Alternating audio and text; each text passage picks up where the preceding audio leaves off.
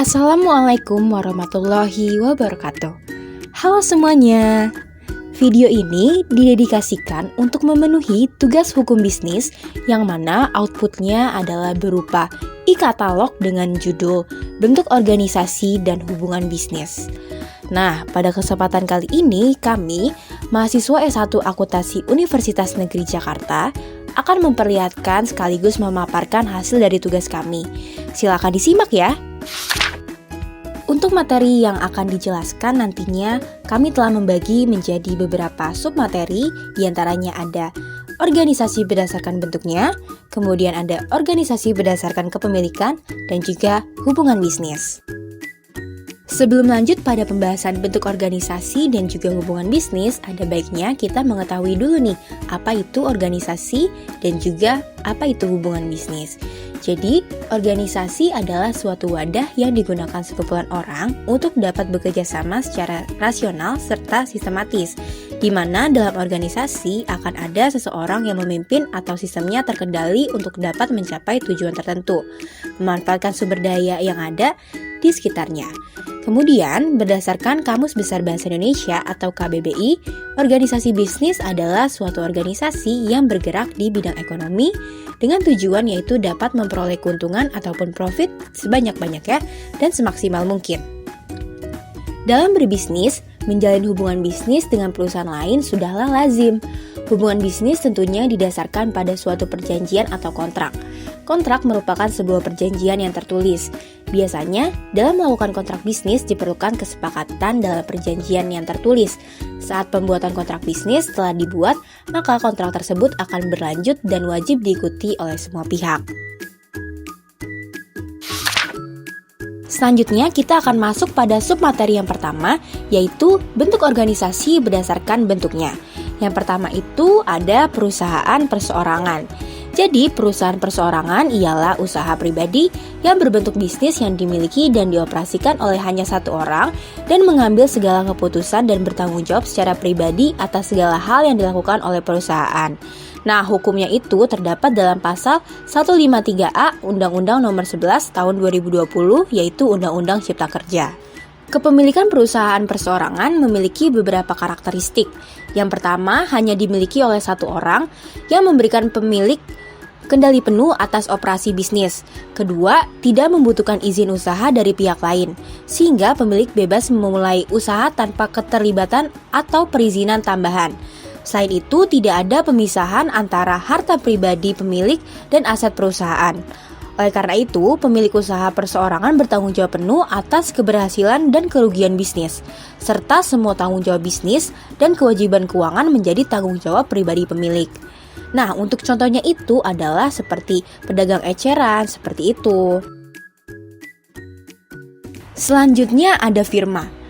Persekutuan firma adalah bentuk kemitraan antara dua orang atau lebih yang berbagi nama untuk menjalankan usaha. Dalam firma, setiap anggota memiliki tanggung jawab penuh atas jalannya perusahaan dan berbagi laba dan kerugian. Dasar hukum firma di Indonesia tercantum dalam Kitab Undang-Undang Hukum Dagang atau KUHD pasal 16 hingga 35. Firma memiliki beberapa ciri khusus. Pertama, kepemilikan firma ini melibatkan dua orang atau lebih dengan tanggung jawab masing-masing anggota. Kedua, pendirian firma ini melibatkan penetapan nama bersama dan akta pendirian. Ketiga, tidak ada pemisahan antara harta anggota dengan aset perusahaan dan firma. Dan yang terakhir, semua anggota di firma ini memiliki tanggung jawab yang sama tanpa batasan. Firma memiliki beberapa kelebihan. Pertama, adanya pembagian tugas yang jelas di antara anggota firma, yang memungkinkan lebih efisien. Kedua, pemimpin dalam firma dipilih secara objektif, sehingga dapat meningkatkan keadilan dan kualitas kepemimpinan. Ketiga, firma memiliki akses ke modal yang relatif besar, karena modal yang diperoleh berasal dari kontribusi anggota firma. Keempat, firma cenderung lebih mudah memperoleh pinjaman karena adanya akta notaris. Dan yang terakhir, keuntungan yang diperoleh dalam firma ini biasanya dibagikan berdasarkan perbandingan jumlah modal yang disetorkan oleh masing-masing anggota sehingga terciptanya adil pembagian hasil usaha. Selanjutnya adalah CV. CV atau Persekutuan Komanditer adalah sebuah badan usaha dengan permodalan terbatas yang didirikan melalui kerjasama antara 2 orang atau lebih. Dalam CV terdapat 2 peran, yaitu orang yang bertanggung jawab mengatur perusahaan dan orang yang memiliki tanggung jawab terbatas. CV singkatan dari Komanditer Vennootschap dan merupakan jenis badan usaha persekutuan yang belum memiliki badan hukum. Pendirian CV dilakukan melalui akta dan harus didaftarkan. Nah, berikut ini adalah ciri-ciri dari CV. Yang pertama itu dimiliki oleh 2 orang atau lebih dengan adanya perbedaan antara anggota pasif dan aktif. Nah, kemudian tidak ada pemisahan antara harta anggota dengan aset perusahaan. Kemudian, yang ketiga itu memerlukan akta pendirian yang mencakup kontribusi anggota, pembagian keuntungan, penentuan pengurus, dan prosedur pembubaran. Kemudian, selanjutnya adalah tanggung jawab anggotanya itu beda antara sekutu aktif dan sekutu pasif. Kemudian, dasar hukumnya itu terdapat dalam KUHD pasal 19. Dalam CV terdapat perbedaan antara sekutu aktif dan pasif. Kalau sekutu aktif itu bertanggung jawab langsung dalam pengelolaan dan operasional perusahaan, serta terlibat dalam pengambilan keputusan sehari-hari. Sementara sekutu pasif itu hanya menyumbangkan modal tanpa keterlibatan langsung dalam pengelolaan perusahaan dan tidak memiliki wewenang dalam pengambilan keputusan. Selanjutnya adalah PT atau perseroan terbatas. Perseroan terbatas ini adalah suatu badan yang berbentuk badan hukum yang didirikan berdasarkan perjanjian dan melakukan kegiatan usaha dengan modal dasar yang seluruhnya terbagi dalam saham atau disebut juga dengan persekutuan modal. Hukum PT ini terdapat dalam Undang-Undang Nomor 40 Tahun 2007. Kemudian PT itu juga memiliki ciri-ciri yakni sebagai berikut. Yang pertama, terdapat pemisahan antara harta anggota dengan aset perusahaan. Kemudian, tanggung jawabnya itu dibedakan berdasarkan kepemilikan saham dan pemilik saham ini dapat memilih berkontribusi dalam operasional perusahaan itu atau tidak. Kemudian, yang ketiga itu dimiliki oleh 2 orang atau lebih dengan kepemilikan yang dapat dipisahkan dari pendiri dan mudah dialihkan. Dan yang terakhir, memerlukan akta pendirian yang mencakup kontribusi setiap anggota, pembagian keuntungan, penentuan pengurus, dan prosedur penyelesaian dalam kasus pembubaran. Oke, selanjutnya ada koperasi. Koperasi adalah organisasi ekonomi yang dimiliki dan dioperasikan oleh orang-orang demi kepentingan bersama. Koperasi berlandaskan prinsip kekeluargaan dan menampung kegiatan ekonomi lapisan bawah. Prinsip pengelolaannya mengutamakan kepentingan anggota, sukarela, terbuka, dan menumpuk laba untuk kesejahteraan kolektif. Setiap anggota memiliki hak suara yang sama, simpanan tidak memberatkan, namun koperasi menghadapi tantangan seperti kesadaran, daya saing, modal terbatas, kemampuan pengelolaan, dan konflik kepentingan. Koperasi memiliki jenis seperti koperasi konsumen, produsen, jasa, simpan pinjam, dan serba usaha. Dengan upaya dan kesadaran yang meningkat, koperasi dapat memberikan manfaat besar bagi anggota dan masyarakat. Selanjutnya ada yayasan. Yayasan adalah badan hukum dengan tujuan kegiatan sosial tanpa mencari keuntungan. Kekayaan yayasan dipisahkan untuk menjalankan tugas dan fungsinya. Yayasan di Indonesia umumnya berfokus pada bidang sosial, keagamaan, dan kemanusiaan, seperti panti jompo, panti sosial, dan panti asuhan. Yayasan memiliki beberapa kelebihan yang menjadi daya tarik konsumen. Dalam bidang sosial, yayasan berusaha membantu masyarakat dengan mendirikan lembaga formal atau informal, misalnya seperti rumah sakit, dan untuk mengatasi masalah sosial yang ada. Dalam bidang kemanusiaan, yayasan bertujuan untuk meringankan beban masyarakat, seperti menyediakan tempat pengungsian saat terjadi bencana alam. Sedangkan dalam bidang keagamaan, yayasan fokus pada hal-hal yang bersifat religius, seperti pendirian pondok pesantren, sarana ibadah, dan kegiatan yang menyiarkan agama. Dengan berbagai kelebihan tersebut, dapat disimpulkan bahwa kelebihan yayasan terletak pada bantuannya kepada masyarakat tanpa mencari keuntungan. Namun, dalam pembentukan yayasan seringkali menghadapi keterbatasan biaya atau dana. Upaya untuk mendapatkan dana tersebut tidaklah mudah dan memerlukan fokus serta upaya yang berkelanjutan. Masalah biaya ini juga dapat berdampak negatif terhadap proses pembentukan yayasan sendiri. Oke, selanjutnya ada persekutuan perdata. Persekutuan perdata juga dikenal sebagai mazhab, merupakan suatu persetujuan antara dua orang atau lebih yang memiliki profesi yang sama.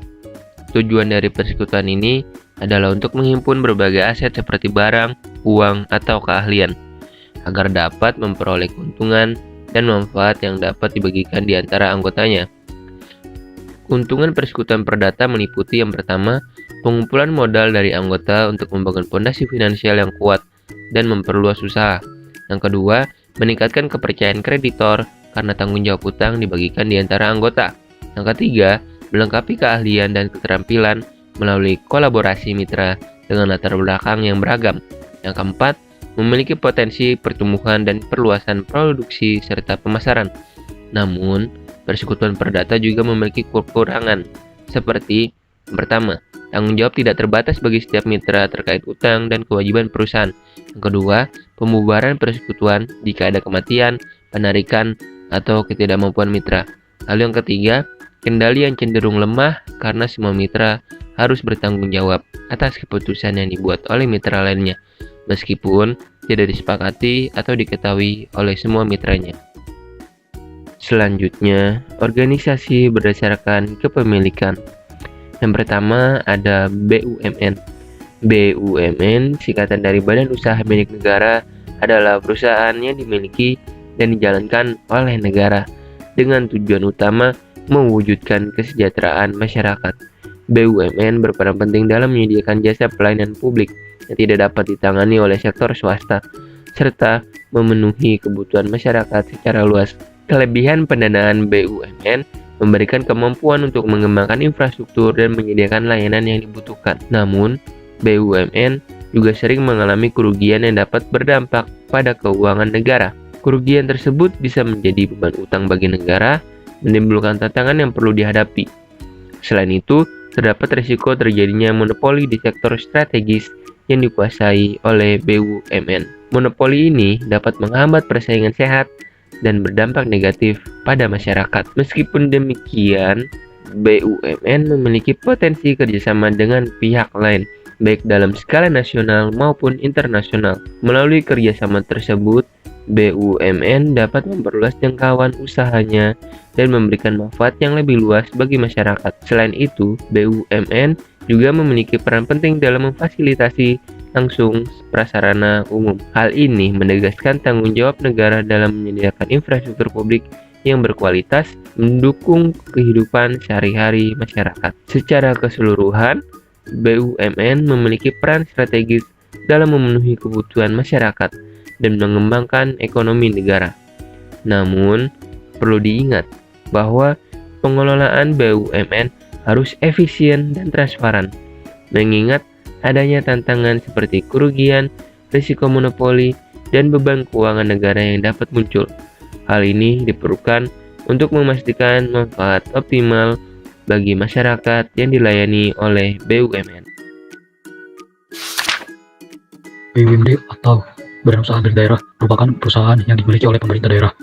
BUMD dianggap sebagai organisasi yang memiliki status korporat yang independen, dipimpin oleh Dewan Direksi yang ditunjuk oleh pejabat pemerintah daerah dengan kepemilikan mayoritas publik.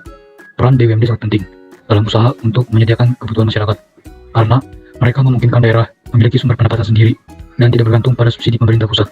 Selain itu, BUMD juga berperan dalam menciptakan lapangan kerja, sehingga masyarakat bisa menjadi lebih produktif dan memperoleh penghasilan. Dengan demikian, BUMD dapat meningkatkan kesejahteraan bagi masyarakat sekitar. Namun, kemajuan dan kemunduran BUMD bergantung pada kinerja pemerintah daerah. Kadang, pengambilan keputusan di BUMD menjadi lambat karena aturan dan birokrasi yang harus ditaati. Selain itu, BUMD juga rawan mengalami kekurangan modal dan minim dukungan, terutama jika pengelolaannya tidak dilakukan secara strategis. Oleh karena itu, peran pemerintah daerah dalam mengelola BUMD sangat penting untuk memastikan keberlangsungan dan keberhasilan operasionalnya. Dengan adanya manajemen yang efektif dan strategis, BUMD dapat menjadi pilar ekonomi yang kuat dan berkontribusi nyata dalam pembangunan daerah serta meningkatkan kesejahteraan masyarakat secara keseluruhan. BUMS, singkatan dari Badan Usaha Milik Swasta, merupakan jenis badan usaha yang mayoritas kepemilikannya berada di tangan swasta atau non-pemerintah. Tujuannya adalah mencapai keuntungan maksimal sambil mengembangkan usaha dan modalnya, serta mendukung program pemerintah dalam menyerap tenaga kerja. BUMS memiliki kemampuan mengambil keputusan cepat, kontribusi sebagai penyumbang pajak, peran dalam meningkatkan PDB, fleksibilitas dalam modal, dan kemampuan menyerap tenaga kerja. Namun, kelemahan BUMS meliputi kurangnya perhatian terhadap lingkungan, kesulitan dalam mendapatkan pinjaman, potensi perselisihan dengan serikat buruh, persaingan tidak sehat, dan potensi aliran devisa ke luar negeri. Dalam pengembangan bisnisnya, perusahaan BUMS perlu mempertimbangkan aspek sosial, lingkungan, dan keadilan demi pertumbuhan yang berkelanjutan dan berdampak positif bagi masyarakat dan negara secara keseluruhan. Hubungan bisnis. Yang pertama, merger. Merger adalah perbuatan hukum yang dilakukan oleh satu perseroan atau lebih untuk menggabungkan diri dengan perseroan lain yang telah ada. Akibat dari merger ini, perseroan yang menggabungkan diri akan bubar. Merger memiliki berbagai tujuan, seperti memperbesar modal perusahaan, menyelamatkan kelangsungan produksi, mengembangkan jalur produksi, dan menciptakan sistem pasar monopolistik. Dalam konteks hukum, merger didasarkan pada beberapa landasan yuridis. Pertama, terdapat dasar hukum utama yang terdiri dari undang-undang dan peraturan pelaksana yang mengatur perseroan terbatas dan prosedur merger. Selain itu, dasar hukum kontraktual juga menjadi pertimbangan, di mana perusahaan harus memperhatikan perjanjian dan kontrak yang ada, status perusahaan seperti pasar modal. Penanaman modal asing atau PMA, atau badan usaha milik negara yang disingkat BUMN, juga dapat mempengaruhi proses merger. Terdapat pula dasar hukum konsekuensi merger dan dasar hukum pembidangan usaha. Kemudian yang kedua, konsolidasi. Konsolidasi yang berasal dari kata consolidation dan berarti melebur, merujuk pada tindakan hukum yang dilakukan oleh dua perseroan atau lebih untuk meleburkan diri dan membentuk satu perseroan baru. Dalam proses ini, perseroan yang meleburkan diri secara hukum mentransfer aset dan kewajiban ke perseroan baru, sementara status hukum perseroan yang meleburkan diri berakhir. Seperti halnya dengan penggabungan. Tujuan dari peleburan juga meliputi beberapa hal berikut. Pertama, memperbesar jumlah modal yang dimiliki oleh perseroan baru. Kedua, meningkatkan sinergi antara perseroan-perseroan yang melebur sehingga menciptakan efisiensi yang lebih baik. Ketiga, menjaga kelangsungan produksi agar tetap berjalan dengan baik. Keempat, mengamankan jalur distribusi produk atau layanan yang dimiliki oleh perseroan-perseroan yang melebur. Dan kelima, mengurangi persaingan dengan pesaing-pesaing di pasar dan mampu bersaing secara monopolistik. Dengan demikian, melalui konsolidasi, perseroan-perseroan dapat memanfaatkan keuntungan-keuntungan tersebut untuk mencapai pertumbuhan dan keberhasilan yang lebih besar dalam bisnis mereka. Joint venture. Menurut Friedman ada dua jenis joint venture. Pertama, joint venture tanpa penggabungan modal yang melibatkan pengetahuan dari pihak-pihak terlibat. Biasanya ini menjadi tahap awal menuju kerjasama permanen dengan penggabungan modal. Jenis kedua adalah joint venture dengan partisipasi modal, di mana pihak-pihak terlibat memberikan kontribusi modal. Dalam konteks umum, joint venture adalah pendirian perusahaan baru dengan beberapa perusahaan yang menggabungkan potensi usaha melalui perjanjian bersama. Joint venture memiliki ciri-ciri khusus. Pertama, beberapa perusahaan bergabung dan mendirikan perusahaan baru.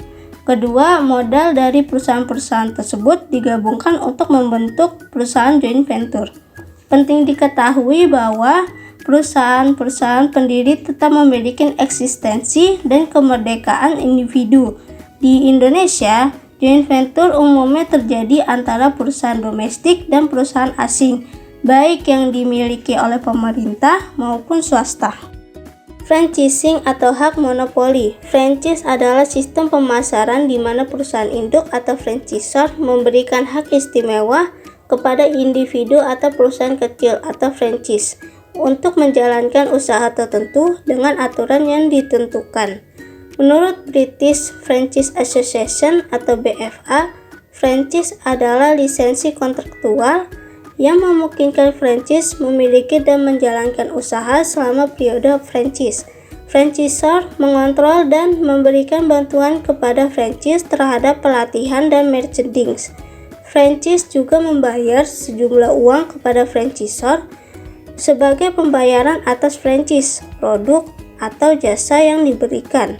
Franchise bukanlah transaksi antara perusahaan induk dengan cabangnya atau individu dengan perusahaan yang dikontrolnya.